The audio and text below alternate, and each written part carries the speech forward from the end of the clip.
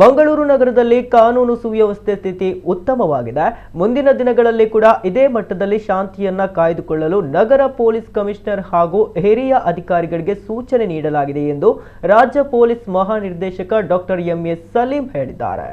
ಮಂಗಳೂರಿಗೆ ಭೇಟಿ ನೀಡಿದ ಅವರು ನಗರ ಪೊಲೀಸ್ ಆಯುಕ್ತರ ಕಚೇರಿಯಲ್ಲಿ ಜಿಲ್ಲಾ ಪೊಲೀಸ್ ಪ್ರಗತಿ ಪರಿಶೀಲನಾ ಸಭೆಯ ಅಧ್ಯಕ್ಷತೆ ವಹಿಸಿದ್ದರು.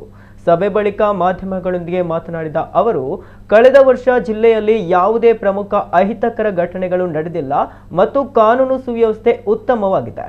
ಇಲ್ಲಿ ಕಮಿಷನರ್ ಹಾಗೂ ಹಿರಿಯ ಅಧಿಕಾರಿಗಳು ಉತ್ತಮವಾಗಿ ಕೆಲಸ ಮಾಡ್ತಾ ಇದ್ದಾರೆ ಎಂದರು.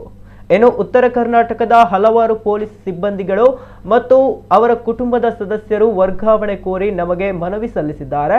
ಪರಿಶೀಲನಾ ಸಭೆಯಲ್ಲಿ ಈ ವಿಷಯದ ಬಗ್ಗೆ ವಿವರವಾಗಿ ಚರ್ಚಿಸಲಾಗಿದೆ. ಅವರ ವರ್ಗಾವಣೆಗೆ ಅನುಕೂಲವಾಗುವಂತೆ ಹಂತ ಹಂತವಾಗಿ ಅಗತ್ಯ ಕ್ರಮಗಳನ್ನು ನಾವು ಮುಂದಿನ ದಿನಗಳಲ್ಲಿ ತೆಗೆದುಕೊಳ್ಳುತ್ತೇವೆ ಎಂದರು.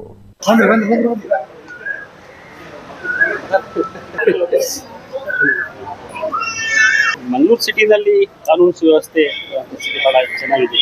ಅಷ್ಟು ಒಳ್ಳೆಯದಿಂದ ಮುಂದಿನ ದಿನಗಳಲ್ಲೂ ಸಹ ಇದೇ ರೀತಿ ಒಂದು ಏನು ಒಳ್ಳೆ ಕೆಲಸ ಆಯಿತು ನಗರ ಪೊಲೀಸ್ ಕಮಿಷನರ್ ಮತ್ತು ಬೇರೆ ಅಧಿಕಾರಿಗಳು ಮಾಡ್ತಾ ಇದ್ದಾರೆ, ಮುಂದುವರಿಸಬೇಕಂತ. ಭಾಳ ಜನ ಇಲ್ಲಿ ನಾರ್ತ್ ಕರ್ನಾಟಕದವರು ಇಲ್ಲಿ ಭಾಳ ಜನ ಬಂದು ಇಲ್ಲಿ ಕೆಲಸ ಮಾಡ್ತಾ ಇದ್ದಾರೆ. ಅವ್ರಿಗೆ ನಾವು 10 ವರ್ಷ ಆದಮೇಲೆ ಒನ್ ಟೈಮ್ ನಾವು 1 ಯೂನಿಟ್ ಇನ್ನೊಂದು ಯೂನಿಟ್ಗೆ ಟ್ರಾನ್ಸ್ಫರ್ ಮಾಡೋದಕ್ಕೆ ಅವಕಾಶ ಮಾಡಿಕೊಡ್ತೀವಿ. ಅದರ ಗೌರ್ಮೆಂಟ್ ಪ್ರಕಾರ ಅದರ ಪ್ರಕಾರ ಯಾರು ಕಂಪ್ಲೀಟ್ ಮಾಡ್ತಾರೆ ಅಂದರೆ ಹಂತ ಹಂತವಾಗಿ, ಯಾಕಂದರೆ ಇಲ್ಲಿ ಕೆಲಸ ಹಾಕ್ತಾರೆ ಮತ್ತು 15% ಜಾಸ್ತಿ ವೇಕೆನ್ಸಿ ಆಗ್ತಾರೆ.